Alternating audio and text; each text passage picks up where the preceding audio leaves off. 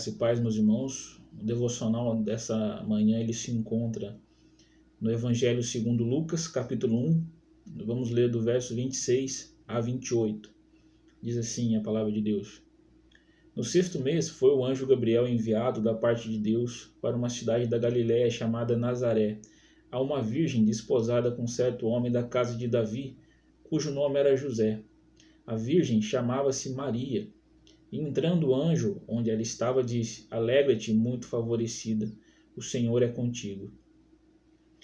O nosso devocional ele se encontra dentro de uma narrativa mais extensa, onde Lucas vai trazer duas histórias aparentemente similares, mas com um desfecho um pouco diferente, que é a história de Zacarias, pai de João Batista, e Maria, mãe de Jesus.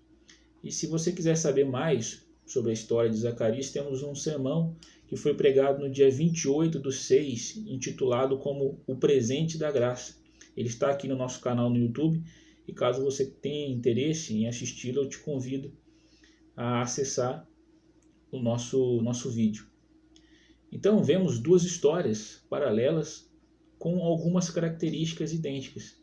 O mesmo anjo como mensageiro, o anjo Gabriel, pessoas da mesma família, Maria e Isabel, a mãe de João Batista, elas tinham parentescos, ficaram grávidas de uma forma aos olhos humanos impossível, e ambas agraciadas por Deus com filhos, que um seria o precursor, o anunciador do Salvador, e o outro o próprio Salvador, Jesus Cristo.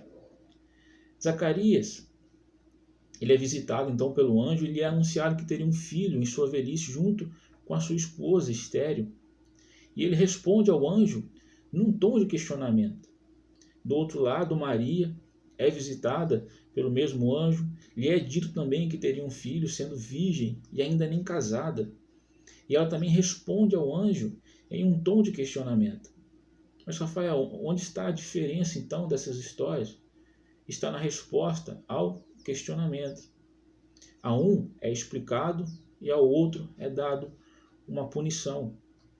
A principal diferença estava no contexto dos milagres. Zacarias era casado, ou seja, tinha alguém com quem poderia ter relações. E ele também era sacerdote e um bom conhecedor das Escrituras. E com isso sabia que a sua situação não era nova. Como eu disse no sermão com mais detalhes, teve inúmeros relatos de situações igual a dele. Com isso, ele não teria margem para questionar, tirando o foco do que Deus poderia fazer e colocando nele próprio e de sua esposa. Por outro lado, Maria, jovem, virgem, ainda noiva, sem contato com homem algum, uma situação inusitada, algo jamais visto e nem relatado antes dela. Então veja, duas situações onde se exige resposta, um ato de fé, situações impossíveis, mas uma com o respaldo das Escrituras, com relatos do que Deus fez nessa determinada ocasião, mas que é punido com uma incredulidade. Já Maria crê sem mesmo ter conhecimento, sem ter conhecimento de uma história idêntica dela, somente com a explicação do anjo é o suficiente para que ela creia. E conosco não é diferente. Momentos que nos dão um ultimato, que exigem de nós algo que vai além do nosso cotidiano, decisões a serem tomadas na família, no trabalho, na igreja, ainda que essa decisão seja simplesmente esperar em Deus, mas que exigem de nós uma resposta, uma ação.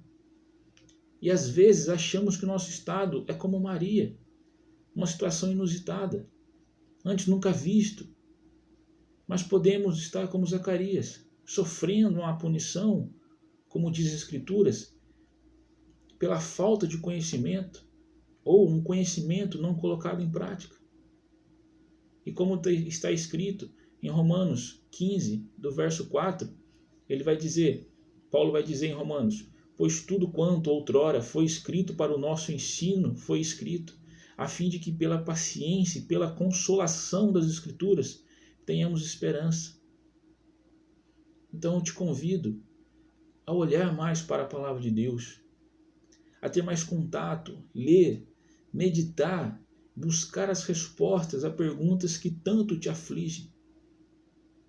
Você não encontrará literalmente se você deve comprar um carro azul ou vermelho, mas princípios, nortes que te guiarão, que te ajudarão a crer, a confiar em Deus, a afugentar os monstros da ansiedade e te trazer refrigério mediante o deserto que você possa estar passando.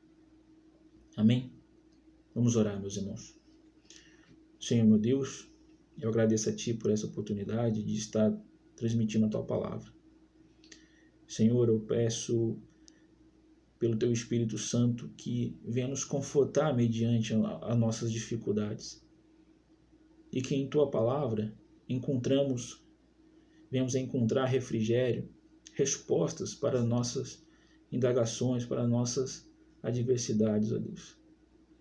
Pai, nos ajude, Deus, a passar pelo vale da sombra da morte, pelo deserto, Senhor, confiando em Ti, confiando, meu Pai, que ainda que não enxergamos as coisas à nossa frente, mas que existe um Deus que está conosco a nos guardar e, segundo a Tua vontade, nos abençoar.